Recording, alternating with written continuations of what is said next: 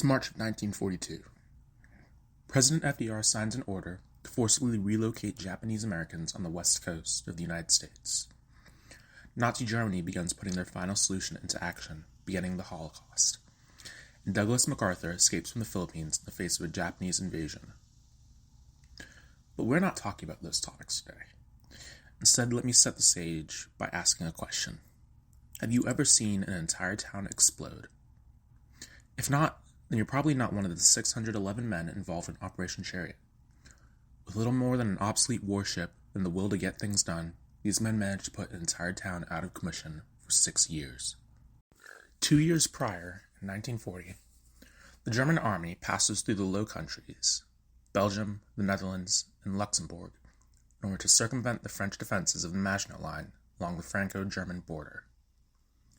Within 6 weeks, Paris falls into German hands.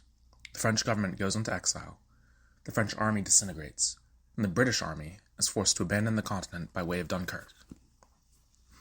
In the aftermath of the battle for France, Germany quickly sets to work taking over French industries and military installations in order to replace what they had lost and to keep their war economy afloat.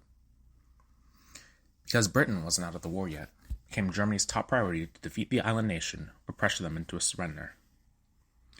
One of the greatest things about fighting it on an island nation is the fact that it's a nation on an island. With only so many resources, such as food, munitions, or medical supplies, that an island can use up before they need to import more. Because this is an era before transatlantic commercial flights, Britain was forced to use ships to connect itself with its various colonies, commonwealths, and business partners that weren't caught up in the German takeover of continental Europe, or the Axis occupation of North Africa and most of Asia and the Pacific.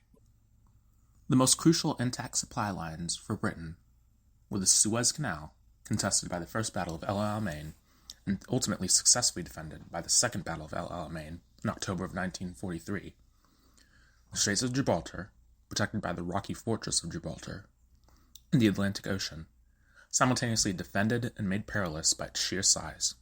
Anything could be lurking out there, but you could go for days without seeing another ship. In order to starve out the United Kingdom, Germany knew that they would have to take the war to the high seas.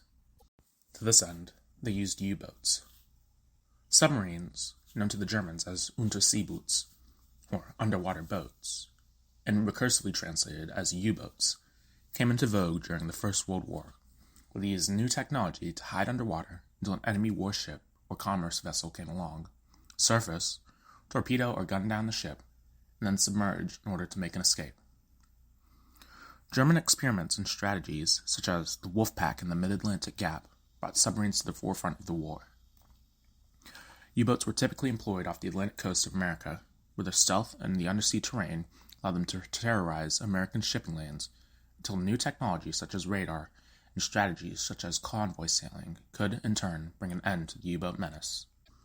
As an aside, U-boats found the most success on a stretch of the eastern seaboard of the United States known as Torpedo Alley. This region, including the Outer Banks and Barrier Islands of North Carolina, features narrow sea channels, ridges, dark and brackish water, and sandbar-like islands. U-boats could easily use the terrain to hide themselves until ships came along, then use those same geographic features to disappear. Today, there are roughly 50 wrecks of tankers, freighters, patrol boats, and even some U-boats beneath the waves off North Carolina.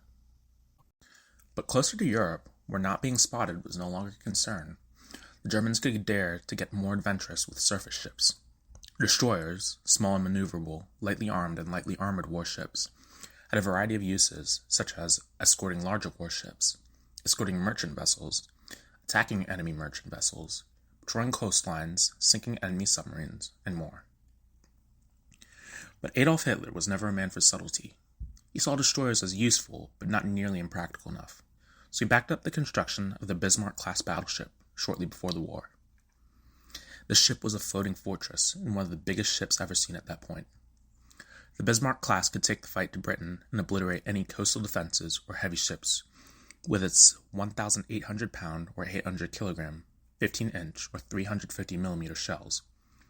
But Erich Raeder, head of the German Naval High Command, decided that the KMS Bismarck would make a better commerce raider, sneaking up on unarmored merchant ships, somehow, and sinking them. This was not a great idea. The Bismarck was built in violation of the Washington Naval Treaty, which put limits on ship displacement or weight and armament. As a result of this illegal shenanigan, the Bismarck and her sister ship, KMS Tirpitz, were in a weird position. The Washington Naval Treaty's job was to ensure that no navy had ships that were too powerful, but the displacement rules were also important to note because of physical limitations. As another aside, ships have a variety of measurements, including length, beam, or the width at the widest point, draft, the length between the waterline and the keel, tonnage, the amount of cargo it can carry, displacement, and the suffix max. The last one is an important bit for the Bismarck and the Tirpitz. Most ships encounter a wide variety of man-made and natural structures, such as canals, straits, bridges, sandbars, dry docks, and loading docks.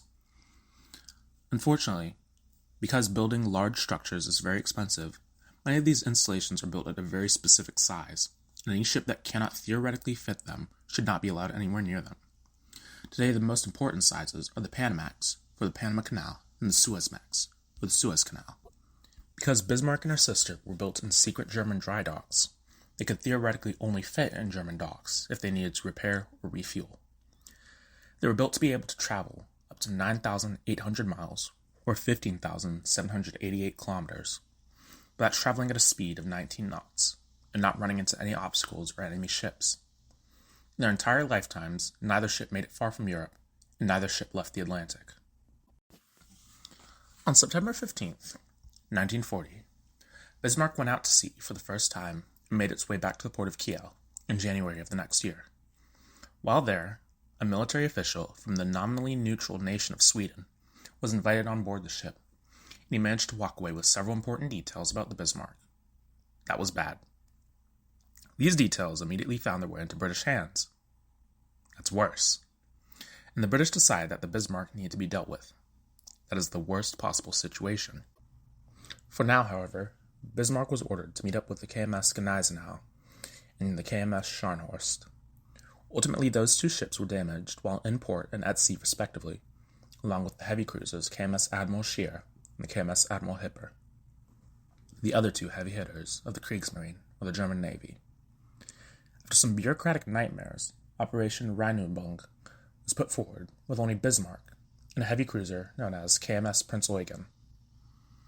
The two ships, along with some escorts and aircraft, were picked up by British intelligence the moment they left port. British intelligence likely panicked and immediately tried to throw together a plan. Eventually, the HMS Suffolk and the HMS Norfolk attempted to stop the party in the icy waters off Norway, buying time for other British ships, the HMS Hood and the HMS Prince of Wales, to join the Battle of the Denmark Strait. During the engagement, Hood was sunk with the loss of all but 3 men. Prince of Wales was damaged with the death of most of her bridge crew, but managed to escape, and Bismarck was left tilting in the water and trailing oil behind her. In the aftermath, Bismarck and Prinz Eugen were forced to seek repairs. As a result of Bismarck's size, there was only one dock in Europe outside of Germany that was capable of accommodating her: Saint-Nazaire. With a population of 70,000, Saint-Nazaire sits on the western coast of France, along the Bay of Biscay, at the base of a peninsula that sticks out into the Atlantic Ocean. There was another port on this peninsula, Brest, that the Germans used, but Brest wasn't big enough for the Bismarck. Coming from the Atlantic or the Loire River, you could expect to find sheltered harbors, 2 access canals, submarine pens, and the Louis Joubert dock, also known as the Normandy dock, which was the largest lock or dry dock in the world at the time of its construction. Bismarck and Prinz Eugen knew that they had to make it to Saint-Nazaire without being spotted and sunk, a task made difficult by the fact that the entire British Navy was aware of Bismarck's existence, and given orders by Winston Churchill himself to stop her at any cost. Battleships, cruisers, battlecruisers, destroyers, and aircraft carriers in the area dropped what they were doing and raced to intercept Bismarck, easily following the trail of oil she left in the water. Bismarck managed to fight off or evade each ship before sailing away, attempting to reach Brest, if not Saint-Nazaire, while Prinz Eugen fled.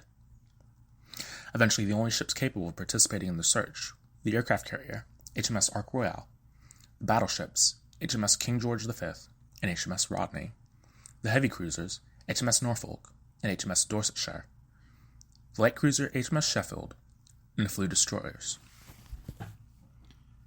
Ark Royal, equipped with a few Swordfish-class torpedo bombers, managed to locate the Bismarck 300 miles from Brest. The torpedo bombers attempted to run on the Bismarck, who was too busy trying to sink Sheffield. The slow and small Swordfishes managed to fly through the anti-aircraft fire of the Bismarck long enough to hit her with torpedoes. The first caused minimal damage, but the second hit Bismarck and her rudder while she was turning, and jammed the steering system. As a result, Bismarck was left sailing in a wide counterclockwise circle. By the next morning, Bismarck was history. As the enemy warships shelled her, the crew decided to cut their losses and scuttle her. Of her 2,200-strong crew, only 114 men and one cat managed to escape the sinking ship. She never even made it to Saint-Nazaire. As another aside, the cat is possibly a made-up story. Oscar served on board the Bismarck, hunting rats and mice and enjoying pleasant times with the crew. When Bismarck took a one-way ticket to Davy Jones's locker, Oscar floated among the wreckage until she was picked up by a British ship, HMS Cossack. Cossack sank off the coast of Gibraltar on October 27th from a combination of U-boat attack and bad weather. Oscar floated to survival once more and took the HMS Legion to Gibraltar. From Gibraltar, Oscar joined the crew of the Ark Royal. The Ark Royal was soon torpedoed as well, and the crew was forced to transfer the HMS Lightning and HMS Legion. Oscar decided to stay in Gibraltar, eventually returning to Belfast by sea. He passed away in 1955. By this point, you could be forgiven for thinking that the story was over. After all, Bismarck was gone. Wrong. France and Saint-Nazaire were still under control of Germany, who can use the port to repair the remaining Bismarck-class Tirpitz, along with any other battleships and heavy cruisers that Germany might be able to put out to sea. The British Royal Navy developed a plan that essentially translated to, alright, let's mess some things up. The plan was to have the British Royal Air Force conduct a few raids nearby in order to distract the German High Command, while the ship was to attack the canal gates. A squad of commandos would then disembark and destroy the rest of the dock. The British decided to use one of their own ships, a Lend-Lease vessel from the United States, in order to keep the raid, codenamed Operation Chariot, a secret. The British selected HMS Campbelltown, an old and decommissioned destroyer captained by one Stephen Beatty, and began stripping her down in order to make her light enough to enter the estuary near the dock. Then she was disguised as a German destroyer, crammed with 4.5 tons of heavy explosives set in concrete. Once again, that is 4.5 tons of heavy explosives set in concrete, filling the HMS Campbelltown. If it wasn't apparent by now, the plan was to have the Campbelltown ram the dock and then explode. If she couldn't reach the dock, then she would be intentionally sunk and blown up while the commandos landed nearby. A handful of motorboats and other destroyers would accompany Campbelltown, but wouldn't participate in the aggressive demolition plan. On March 26, 1942, the convoy of ships met up off Saint-Nazaire, quietly kidnapping any civilian ship crews in order to make sure the raid remained a secret. The next night, several British Whitley and Wellington bombers began circling above Saint-Nazaire before hitting every military installation in the immediate area. The Germans thought it was a paratrooper landing. A German submarine managed to spot the ships and decided to report it to their higher-ups. But unfortunately, the message was lost. midnight on March 28th, Campbelltown trudged through the marshy estuary, running aground a few times as she approached the dock. The Germans, not expecting a ship at this odd hour, turned on their signal lights and began firing at the British. The Campbelltown reported to them using passable German and enough vague wording through their lights to buy them time as they plowed through the sandbars and reeds at a speed of 19 knots. As the bombardment intensified, Campbelltown struck the gates of the canal and forced herself ashore by almost 33 feet. While still under heavy fire, the commandos left the ship, taking heavy casualties, but planting explosives on a variety of installations near the dock. Lieutenant Colonel Augustus Newman and his team attacked the submarine pen and a few ships by the river, before regrouping in town with the 100 remaining commandos. Here, he gave 3 orders: to do our best to get back to England, to not surrender until all our ammunition is exhausted, and to not surrender at all if we can help it. Out of options, with no way to retreat or abandon the port, Newman and his team were surrounded and captured by the Germans. For the next 5 hours, the motorboats were ripped to shreds, and the bombers were forced to withdraw from Saint-Nazaire. On the morning of March 28th, roughly 40 German officers and civilians boarded the stranded HMS Campbelltown, touring their latest trophy of the war. At noon, Captain Beatty was being interrogated by the Germans at their command center. He remarked that there better not be any traps on board the ship, to which Beatty presumably said, "I swear that there are no traps on the ship." The German commander began to boast that they'd have the dock up and running within a few weeks, and that the little ship and poorly trained men were no match for German firepower. It was at that point that the 4.5 tons of explosive-laden concrete remembered that they existed, blowing the windows of the room in and throwing Beatty and his captor to the floor.